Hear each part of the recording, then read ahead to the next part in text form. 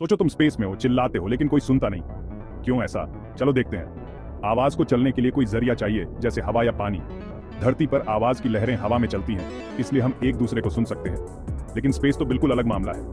Space एक vacuum है, मतलब वहां हवा नहीं, पानी नहीं, कोई जरिया ही नहीं। बिना जरिए के आवाज की लहरें चल नहीं सकती। तो अगर तुम स्पेस में अपने दोस्त के पास तैर रहे हो और चिल्लाओ, तो वो कुछ भी नहीं सुनेंगे। मजेदार है ना? इसीलिए एस्ट्रोनॉट्स बात करने के लिए रेडियो का इस्तेमाल करते हैं। रेडियो वेव्स स्पेस के वैक्यूम में भी चल सकती हैं और अपना मैसेज पहुंचा सकती है। तो अगली बार जब स्पेस में चिल्लाने का सोचो, तो याद रखना, कोई भी तुम्हें नहीं सुनेगा। वहां तो बिल्कुल सन्नाटा है।